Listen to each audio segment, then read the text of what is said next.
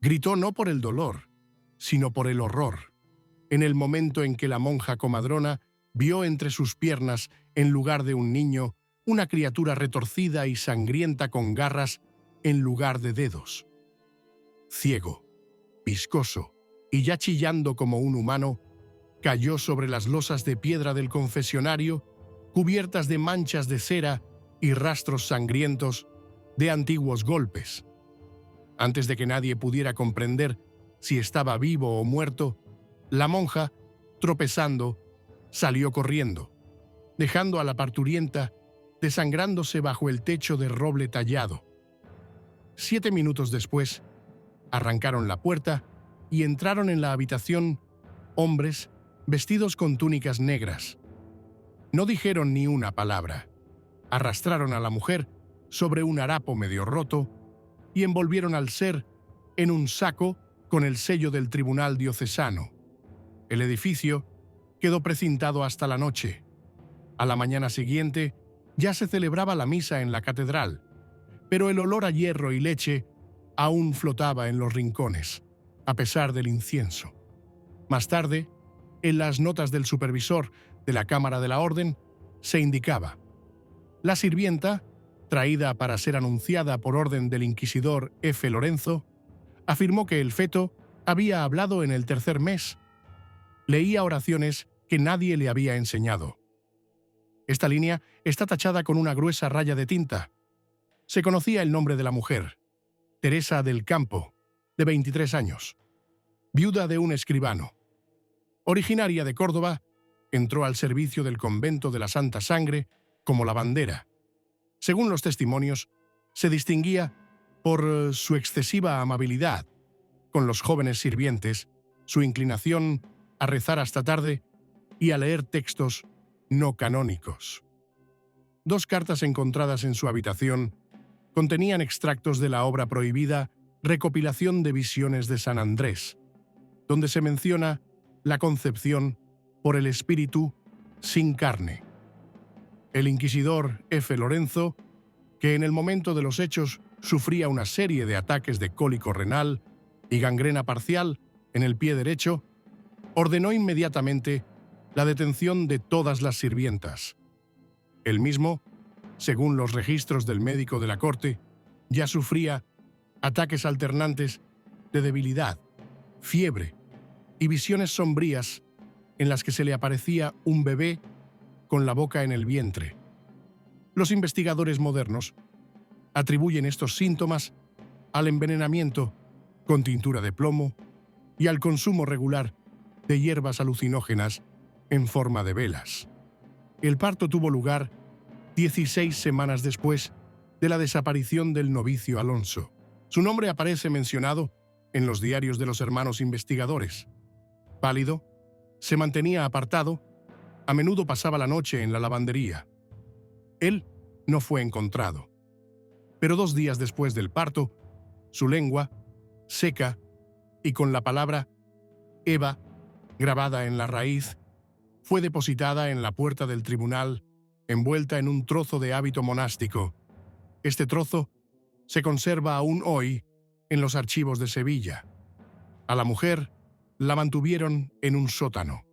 Las condiciones eran las habituales: un cubículo de piedra, 2 cubos de agua a la semana, un trozo de pan al día y sin cama. Según el guardián, los primeros 4 días estuvo en silencio. Luego empezó a cantar. No eran canciones religiosas, sino canciones infantiles mezcladas con fórmulas confesionales.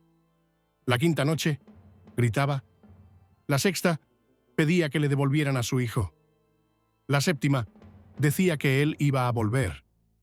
El inquisidor no la interrogó personalmente. Su estado empeoró. La putrefacción de los tejidos se extendió desde los pies hasta la ingle. Según las notas médicas, la lesión iba acompañada de secreción de pus y una masa negruzca con olor agrio. Para aliviar el dolor, se utilizaron compresas con vinagre, decocción de clavo y polvo de amoníaco. Los ataques de delirio se hicieron más frecuentes. Decía que oía una voz que salía de la pelvis, que la carne de la pierna le susurraba sentencias. En la cuarta semana después del parto, sacaron a la mujer de la celda y la llevaron a la sala negra. El juicio se celebró sin testigos. Ella no gritó. Tenía una bolsa en la cabeza por la que le goteaba la orina. Según el informe sobre el orden de la ceremonia, redactado por el notario Tierro, en la sesión de la Inquisición se presentó lo siguiente: un rollo con la grabación de la voz del bebé, escrito de memoria por una sirvienta, destruido ese mismo día, un trozo de piel que creció en la espalda del bebé, con forma de cruz, con los extremos curvados, desaparecido sin dejar rastro. El testimonio de la monja que asistió al parto, que posteriormente reconoció que tenía ojos humanos, pero sin párpados, y las pupilas se movían constantemente. El juicio duró menos de 2 horas. La sentencia se dictó al mediodía. La mujer fue condenada como portadora de una concepción impura y sentenciada a ser quemada junto con el feto, cuyo cuerpo se conservaba en un barril de vinagre en el sótano del archivo. Ese mismo día se firmó una orden para preparar inmediatamente la hoguera. Según el registro del supervisor, en el momento de dictarse la sentencia, el cuerpo del inquisidor comenzó a supurar pus gris, incluso sin moverse. Lo llevaron en camilla. Insistió en estar presente en la ejecución.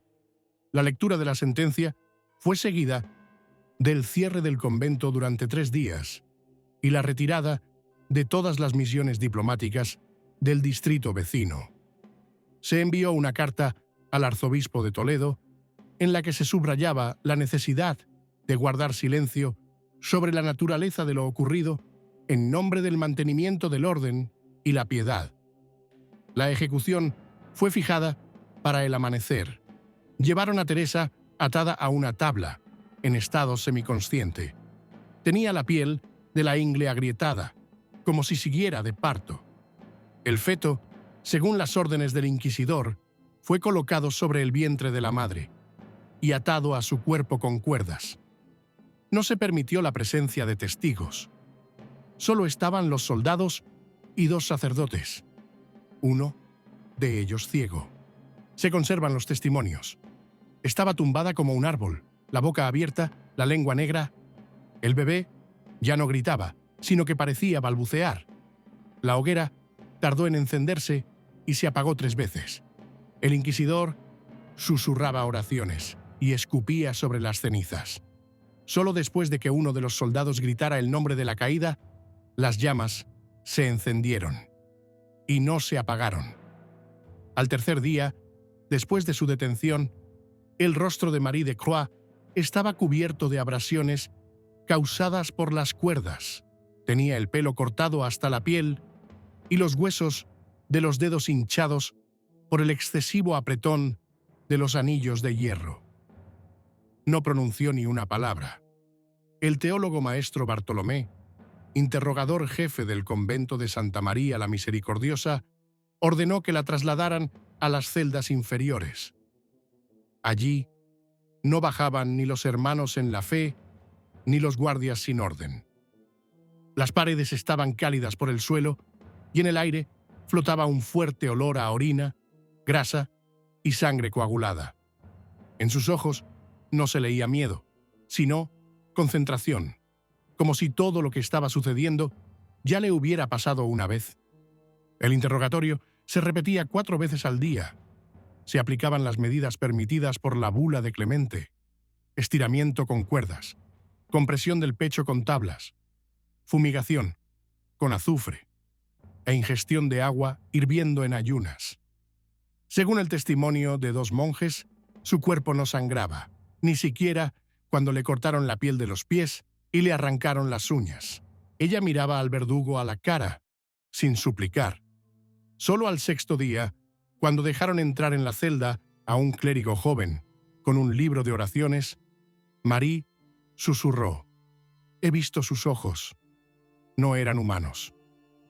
Según el testimonio del archidiácono, esa noche, cuando Marie fue detenida, realmente ocurrió algo en la iglesia del monasterio. Las velas del altar se oscurecieron. 2 psalmistas perdieron el conocimiento y sus ojos permanecieron abiertos hasta el amanecer. Nadie podía explicar por qué de debajo del confesionario brotaba un pus oscuro y pegajoso, parecido a miel con sangre. Este sedimento fue recogido en un frasco de cristal y entregado al cardenal Balmont, quien ordenó que nadie lo divulgara. Pero en los tratados de los hermanos benedictinos de ese año apareció una mención, una señal de impureza, como si se hubiera abierto una llaga en el corazón mismo del altar. Mientras tanto, el cuerpo de Marie comenzó a descomponerse aún en vida. Se le hinchó el vientre, aunque no le daban de comer, le salía espuma negra por la boca y le aparecieron manchas marrones en la piel, especialmente en el pecho y el vientre. Perdió la sensibilidad en las piernas y pedía que la dejaran de pie para no sentir el peso de su propio cuerpo. El padre Lambert, uno de los pocos que conservó los registros, escribió: «Empezó a oler como un cadáver, aunque respiraba con regularidad. La habitación parecía asfixiada. Y las moscas, que no sé de dónde salieron, revoloteaban a su alrededor. Mientras tanto, en las habitaciones del inquisidor de Montaigne, se inició una frenética correspondencia. Los rumores sobre el suceso se extendieron más allá de los límites de la diócesis. Llegaron observadores de Arras, Rouen e incluso del Cabildo Catedralicio de Angers. No exigían un juicio, sino una autopsia. Una autopsia auténtica, en vida. Si en el cuerpo de la mujer crecía un demonio, como se escribía en los tratados sobre marcas carnales y marcas maternas, se podía extraer y exponer a la luz. Marie se negó a tomar agua, pan y confesarse. No miró el crucifijo. Su lengua se ennegreció y se hinchó, y sus ojos comenzaron a cegarse por el pus. El médico, llamado en secreto por el archidiácono, anotó en su informe: «Ha comenzado la putrefacción del cerebro. Las venas están cubiertas de manchas cadavéricas, pero el corazón no se rinde. Esto ya no es un cuerpo humano». Al 12º día, por orden del cardenal, la llevaron en camilla a la capilla trasera. Allí preparaban la exhumación. Los sacerdotes se pusieron guantes negros empapados en vinagre. Las velas se apagaban con el viento, aunque no había ventanas. De Montaigne salió el último. Exigió silencio. A su orden, se abrió el abdomen de la mujer. De la herida salió un vapor pesado y acre. Uno de los hermanos gritó. De las entrañas salió un coágulo ensangrentado, algo que parecía un bebé, pero cubierto de mucosidad, sin ojos y con la boca llena de dientes pequeños y afilados. No respiraba, pero su boca se movía, como si estuviera rezando. El suceso fue clasificado como secreto. Todos los testigos firmaron un juramento de silencio, pero los hermanos comenzaron a abandonar el monasterio. 2 desaparecieron. 1 se ahorcó en el campanario. Los archivos informan: después del día de la autopsia, toda la capilla sur se oscureció 3 veces y las paredes sudaban. Marie ya no volvió a hablar. Murió al 16º día, con los ojos abiertos de los que salieron 2 moscas blancas. El olor a quemado no se disipaba de las paredes de piedra del monasterio, aunque ya habían pasado más de 3 semanas desde que las cenizas de la bruja y la carne del bebé fueron esparcidas sobre el patio interior. Los sacerdotes seguían celebrando la liturgia con los rostros desfigurados por la palidez y la tensión, y el hermano mayor, archivero, escribía por las noches largas notas a Roma, afirmando que un silencio infectado flotaba entre las paredes como una amenaza que no se había consumido. El cuerpo del bebé no se quemó lentamente, no humeaba como lo normal. Según un testigo, el hermano Ladomir El fuego lo envolvía, pero retrocedía, como si lo lamiera, como si lo contuviera una sombra. Los ministros, llevados a la hoguera, no podían mirar. Muchos rezaban entre dientes, a otros les temblaban las manos, mientras se santiguaban una y otra vez, hasta que la piel de la frente se les cubrió de abrasiones. El propio inquisidor Sebastián, que observaba la ejecución desde el balcón, no volvió a aparecer en público durante más de 9 días. Según el informe de su médico personal, sufría náuseas, diarrea sanguinolenta e insomnio, acompañados de gemidos y gritos sobre un bebé, con el cráneo semitransparente y las pupilas mirando hacia adentro. En los sótanos del monasterio, donde mantuvieron a la mujer hasta su ejecución, quedaron huellas.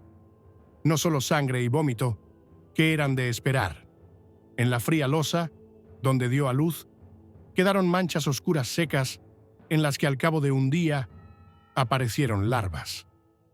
Las paredes, según el hermano de guardia, susurraban oraciones en latín que no habíamos aprendido, pero que sonaban correctas.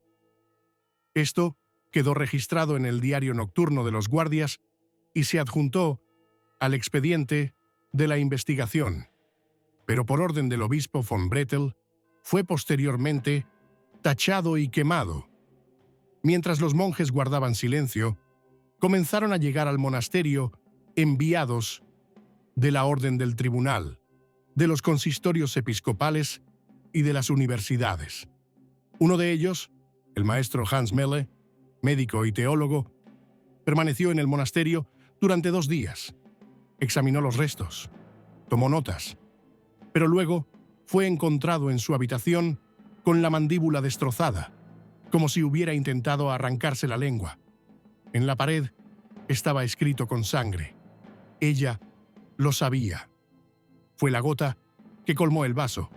Se extendió por el monasterio el rumor de que no se debía ejecutar a la mujer, sino encerrarla y entregar a su hijo a una crianza aislada, como se hacía con los niños salvajes en el Hospital Real de la Corte de París. Mientras tanto, la curia papal se dividió. Algunos consideraban que todo lo sucedido era una manifestación de obsesión colectiva, otros una advertencia. El cardenal San Leone envió una orden urgente: exhumar los restos, examinar las cenizas y cerrar el convento en cuarentena durante al menos 60 días. El inquisidor Sebastián intentó oponerse, afirmando que todo había sido limpiado y que el peligro había sido eliminado. Pero al tercer día, después de la llegada de los notarios papales, comenzó a sufrir desmayos y hemorragias por los oídos. Según el testimonio de un monje que escuchaba a escondidas en la puerta de la celda, Sebastián no rezaba de memoria, como era debido, sino de forma entrecortada, murmurando nombres ajenos, entre los que se repetían los de una mujer y un hombre, Aleta y Dalmas. Estos nombres no se encontraron posteriormente ni en las listas de partos ni en las crónicas de la parroquia local. Se sugirió que así se llamaban su madre y su abuelo, pero los archivos consultados por orden de la curia confirmaron que no había nacido nadie con esos nombres en la zona. Todo el monasterio se sumió en el silencio. La cocina funcionaba a medio gas y solo los ancianos se ocupaban de las tareas del patio. Encontraron a un novicio ahorcado en el pozo con las uñas arrancadas y a otro sentado en un rincón con los ojos sacados. No murió, y más tarde, según el testimonio del hermano Levin, repetía lo mismo: el bebé se rió cuando murió su madre. Estas palabras fueron repetidas posteriormente por otros 3, que no se conocían entre sí. Se empezó a llamar a los médicos. Las viejas pomadas no servían de nada. Los monjes se quejaban de extrañas erupciones que no se podían quemar.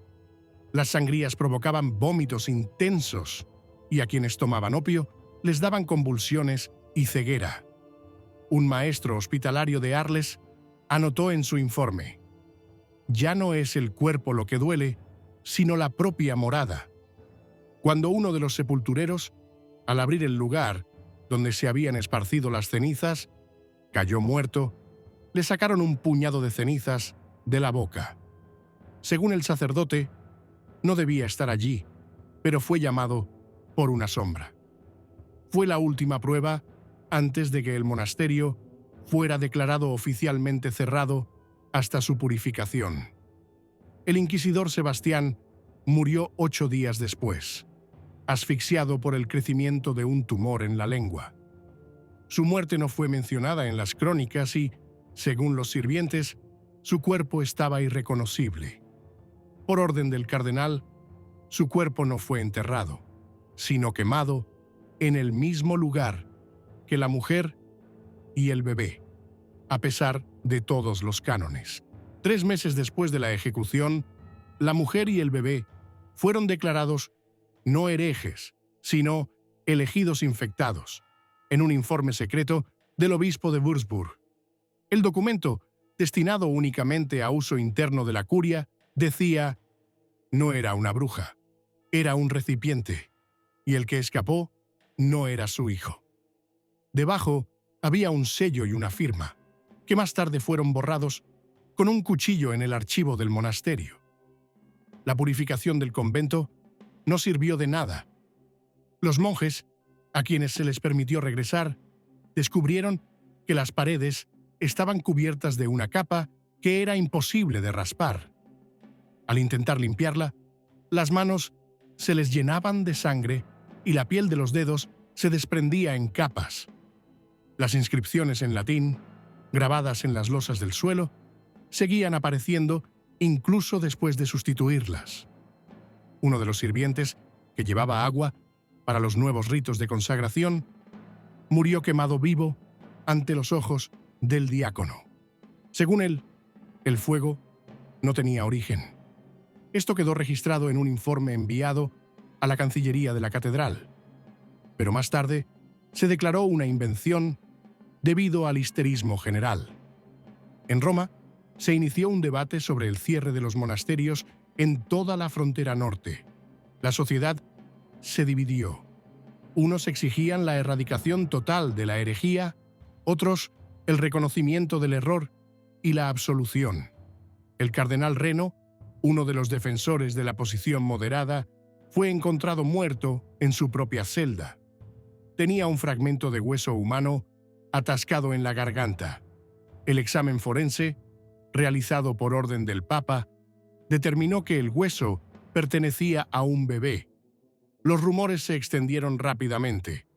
En las ciudades vecinas, las madres comenzaron a arrojar a los recién nacidos a los pozos, por miedo a contagiarse de la carne que buscaba la entrada. Uno de los sacerdotes de Landsberg, que predicaba contra el demonio del confesionario, fue apedreado por mujeres que lo acusaban de ocultar la verdad. Su cráneo nunca fue encontrado. En el informe del obispo se registró: con su cabeza se fue el grito. La comisión de archivos, enviada por orden de la curia, encontró en el monasterio un diario, una especie de encuadernación antigua que contenía páginas sueltas con garabatos infantiles escritos con un líquido negro que parecía sangre seca. Entre las anotaciones se repetía la frase: «Él no salió de ella, la devoró por dentro». Según el comisario Bolt, esta frase fue repetida por uno de los nuevos novicios que no tenía acceso al diario.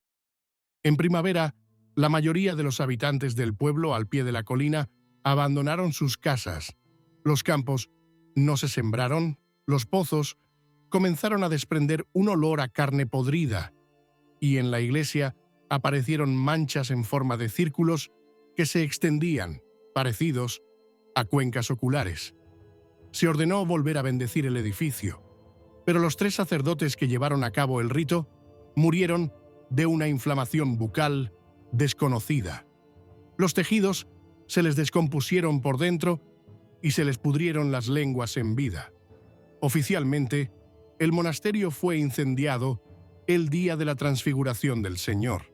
Los testigos afirmaron que, en el momento en que se derrumbó la pared sur, se oyó un grito de mujer procedente del salón interior.